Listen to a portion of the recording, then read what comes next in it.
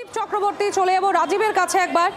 রাজীব, আমরা জানি যে শেখ হাসিনার বিমান 5:36 অবতরণ করে হিন্ডন এয়ারবেসে এবং তারপর জ্বালানি ভরার কাজ হয়, এবং যে এই মুহূর্তে যে খবর এসে পৌঁছচ্ছে যে জাতীয় নিরাপত্তা উপদেষ্টা অজিত ডোভাল তিনি দেখা করেন শেখ হাসিনার সঙ্গে, কি কি আপডেট রয়েছে, কি কথোপকথন হলো, তাদের কি জানা যাচ্ছে এখনো পর্যন্ত?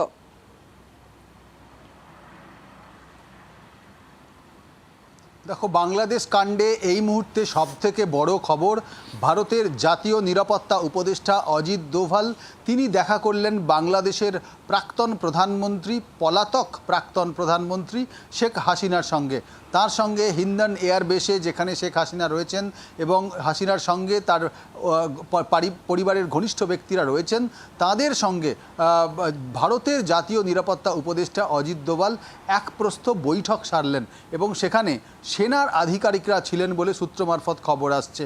অজিত ডোভাল তিনি বেরিয়েছেন এয়ারবেস থেকে এবং তিনি এই বৈঠকের পুরো খবর, পুরো বিষয়টি তিনি জানাবেন ভারতের বিদেশ মন্ত্রককে এবং প্রধানমন্ত্রী নরেন্দ্র মোদীকে। সূত্র মারফত খবর আসছে যে এরপর শেখ হাসিনা কি করবেন, অর্থাৎ দিল্লিতে এসে পৌঁছানোর পর তার পরবর্তী কর্মসূচি কি, গন্তব্য কোথায়, এই বিষয়গুলি নিয়েই বিস্তারিত আলোচনা হয়েছে। এবং শেখ হাসিনার সঙ্গে অজিত ডোভালের যখন এই আলোচনা চলেছে, সেখানে উপস্থিত ছিলেন বেশ কয়েকজন আধিকারিক এবং তার পরেই কিন্তু দেখা করেছেন শেখ হাসিনার সঙ্গে western air command chief air marshal PM Sinha, Pankaj Mohan Sinha, তিনি এয়ার কমান্ড চিফ, তিনি দেখা করেছেন ওয়েস্টার্ন এয়ার কমান্ড চিফ, তিনি দেখা করেছেন শেখ হাসিনার সঙ্গে, যা অত্যন্ত গুরুত্বপূর্ণ।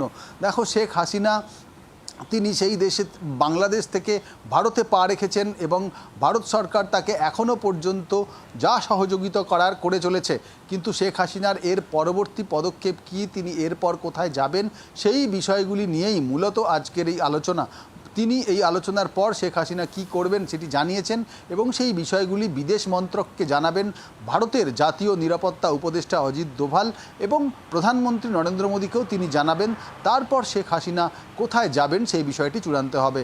সূত্র মারফত খবর আসছে শেখ হাসিনা তিনি ব্রিটেনের কাছে রাজনৈতিক আশ্রয় চেয়েছেন, কিন্তু এখনও পর্যন্ত লন্ডন থেকে সেটি এসে পৌঁছয়নি। তাকে সেই আশ্রয় দেওয়া হবে কিনা সে ব্যাপারে সম্মতি দেওয়া হয়নি, তাই তিনি অপেক্ষা করছেন বলেই সূত্র মারফত খবর আসছে। আর এরই মধ্যে শেখ হাসিনা দিল্লি এসে পৌঁছেছেন এবং এই হিন্ডন এয়ারবেসে, যেখানে গাজিয়াবাদে তিনি রয়েছেন, সেখানে তার কাছে এসে পৌঁছন অজিত ডোভাল, জাতীয় নিরাপত্তা উপদেষ্টা, এবং তার সঙ্গে বেশ কিছু আধিকারিক ছিলেন, যার মধ্যে সেনা আধিকারিকরাও ছিলেন।